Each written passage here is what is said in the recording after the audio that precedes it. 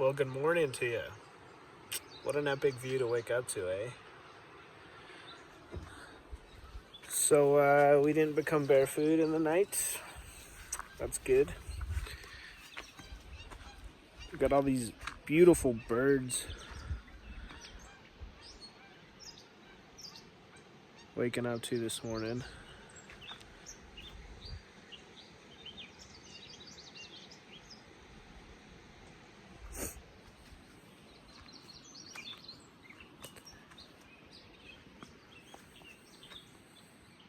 I guess we'll go fishing. I was checking the regulations for the cutthroat, and along the reservoir there's little tendrils that feed in and out of different creeks and little rivers. And in the river you cannot you cannot keep the cutthroat, but you can once that section hits the main body of water. I guess you can keep them. And I was fishing in both sections yesterday. And I think the section I caught most of them in, I could have kept them. So, slightly confusing on the rules, but I think I figured it out. And if I'm correct, we should be able to keep, instead of having to move locations, we can go back to where we were catching them yesterday. Hopefully they're still there. And catch a few, keep a few. Maybe do a trout lunch instead of a dinner. So the particular regulations here for trout are, includes brown trout, golden trout, lake trout, splake, Arctic grayling, cutthroat trout, rainbow trout, and trout hybrids. Trout limit is 6, all species combined. Does not include bull trout or brook trout, which are listed separately. And there's no special, the only special rules is if there's a tributary, which is the river off of this section here, the trout limit is 6, no harvest of cutthroat trout. And the only thing we've been catching are cutthroats, which is kind of crazy because I've been fishing here for a while and hardly ever catch cutthroats. They're kind of, at least in the areas I've been fishing, they're actually more or less, all harvest is banned. But, and you hardly ever see them, probably because of that. I think the rainbow trout populations have an effect on them for whatever reason. And, but they seem to be an extremely healthy population here of just how many they have in general. But so we'll see how we do today. And I don't know, I'm trying to decide if I want to stay at this camp spot. It's an awesome spot. Maybe drag the kayak down there. There's a little hill that I don't really want to take the car down. It's kind of sketch. I don't know. Maybe it will, maybe it won't. We'll see. Because I don't really want to drag the kayak that far or carry it that far down to the water. So, might find a better spot for that. I did see a spot further up that has a boat dock that we might be able to use. So, we'll see.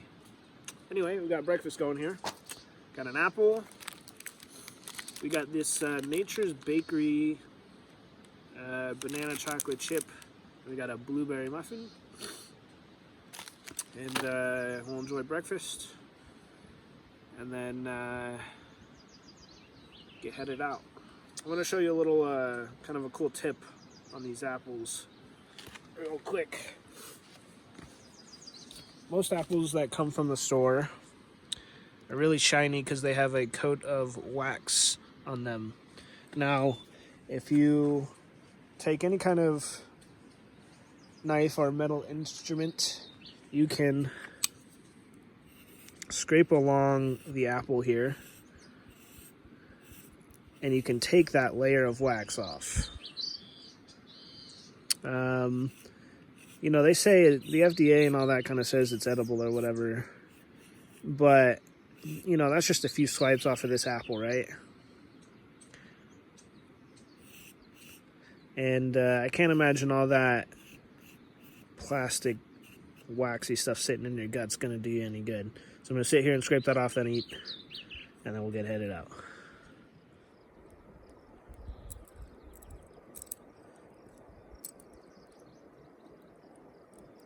Gorgeous colors.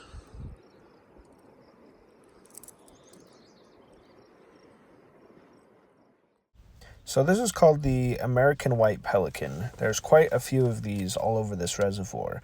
Something interesting about this particular breed, they can live 25 years in captivity and only 15 years in the wild. They have a diet pretty much of only fish. They can weigh up to 30 pounds. And both the males and the females grow these large horns during breeding season as a sexual ornament, as far as I can tell and have read up on this grows. And this horn that they grow on their bill during this breeding season is called a carbuncle. That's what a limit of trout looks like, buddy. Good looking fish. Cutthroat trout can be recognized by their orange to red fins and markings under their jaw. They generally live 6 to 8 years and are sexually mature at 2 to 3 years old. They can be kind of hard to find and are a bit rare. Alright, so if you've never scaled or gutted a fish before, there's fish scalers, and you could use spoons, you could use knives, but you're going to run whatever semi-sharp or sharp object in the opposite way of the scales, and you can see that it takes the scales off. It's best to do this before. I find it easier to do before taking the guts out, if you're going to keep the skin of the fish on. And it gets kind of slimy, so you'll need to wipe that stuff off periodically to keep traction on those scales.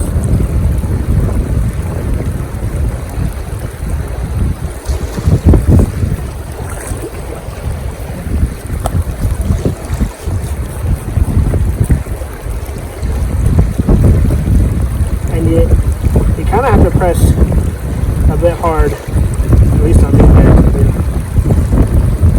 Obviously, you watch your hand placement. See how gooey that stuff is? And you'll do that for the whole fish. Being careful to make sure you really get around the fins. I find it easier if you scrape the slime off, wipe it off of your blade. You get a better handle on getting the scales off on these fish. I'm on the fourth one now. So do a full pass and then wipe all the slime off, and then wipe it off on a piece of grass or whatever. It's kind of annoying to do every single time, but if you want to keep the skin, these are beautiful creatures. I don't want them to go to waste, so plan on keeping your skin. It's healthy for you anyway. 4 done, 2 to go. Just want to take a second to admire the beauty of these fish.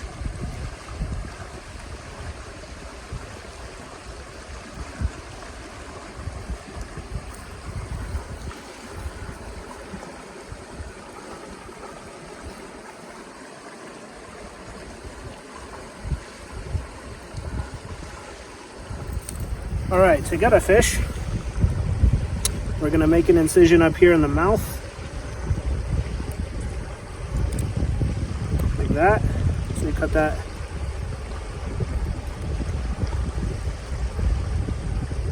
So you go under the jaw, so you can rip the gills out.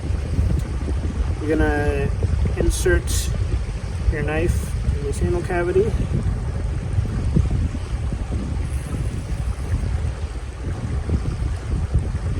And you're going to go straight up.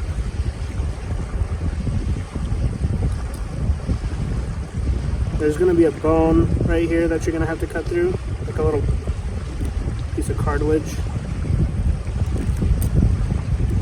There we go, and then zipper all the way on to the front.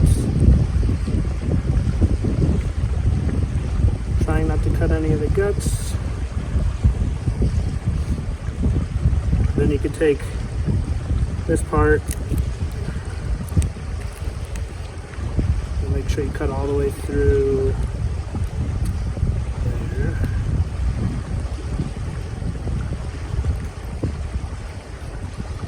And you should be able to take all of the gills and the guts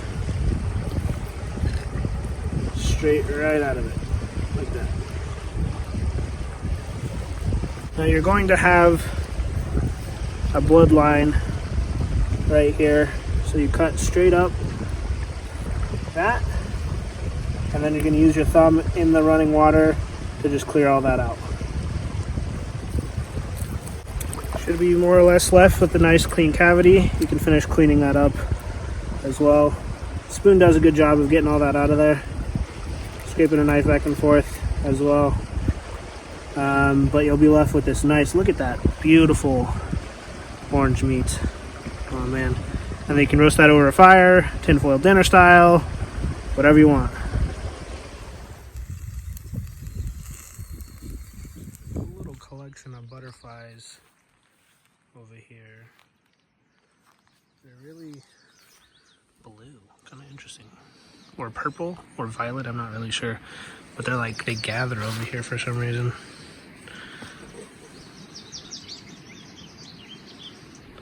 There are a lot of flowers. We have mallow here, a regular grass, lots of dandelions.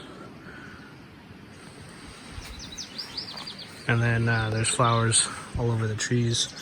So I guess there's some kind of pollinator. I mean, I think that's mostly what insects do. But look, like right here, they're all like camped out.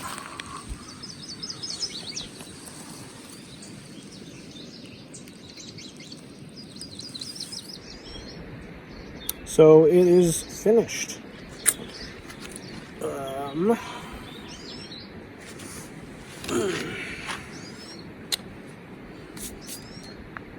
I've had cutthroat before, but not any time recently, and not any like this. So we're just gonna go full caveman style here. So for the first time of eating this, oh, that smells good. Oh, I wanted to try it skin on, completely plain, so I get the full oneness with the fish. Man, I gotta say, these fish are delicious. Orange meat. Get a little bit of a crispy fin here.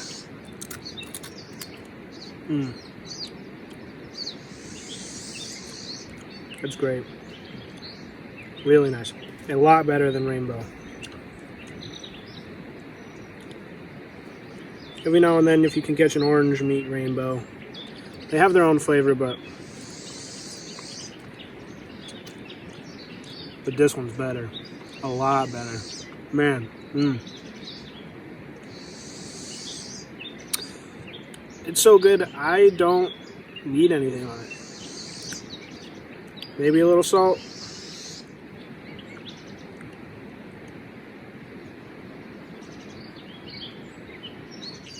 Cutthroat. Delicious. On the barbecue like this. Oh man. Nice. I did a slow cook on the barbecue. I turned them a ton of times.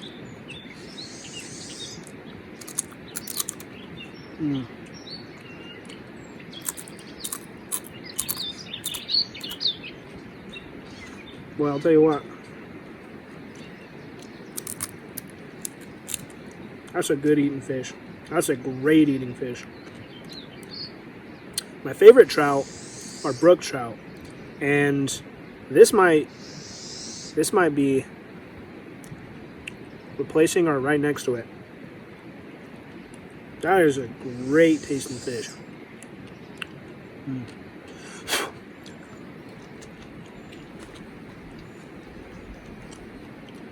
I gotta tell you what, doing fish on the barbecue on charcoal.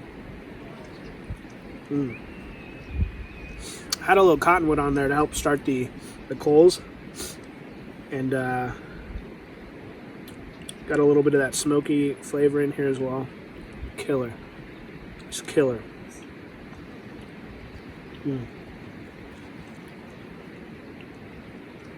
Alright, guys. Oh, that's good. I'm gonna enjoy this fish. See you later. So there's a ton of trout hanging off this little rock bank right there, and I just caught a huge one. It was a cutthroat. Let's see if we catch another one.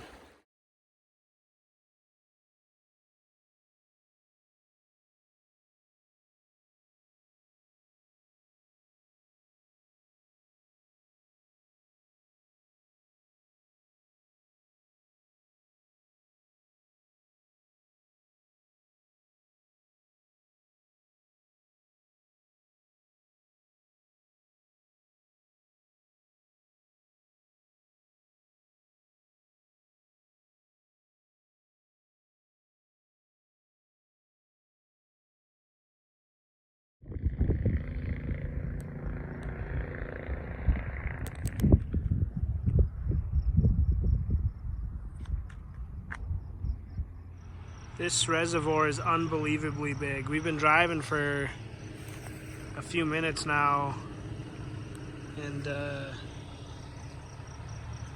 it's like a small ocean. My old campsite was beautiful, but man, this one's beautiful too. These awesome trees. Someone left a Godzilla ton worth of firewood. Thanks for that. But the best part, besides the wildflowers, which are everywhere, and there's all kinds of different places here, is this. How beautiful is that?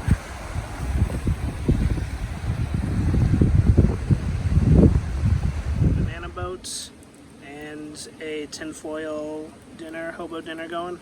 Should be good. Alright, nice steamy banana boat. The tinfoil dinner is just finishing up. It's been probably an hour. Well, this was only on for... And I only put it to the side of the fire so it doesn't burn. But it's been sitting off the fire for 15, 20, 25 minutes, and it's still steaming. That's crazy. Delicious. Alright, we got the sausage, onions, peppers, potatoes, and man, does it smell good. That beautiful tinfoil dinner going, enjoying a nice fire, sun setting, listening to the water. It's been a good day. Man, I caught some epic fish today. Limited out too. Put some in the freezer for the first time. Usually don't limit out. See you tomorrow, guys. Kayaking.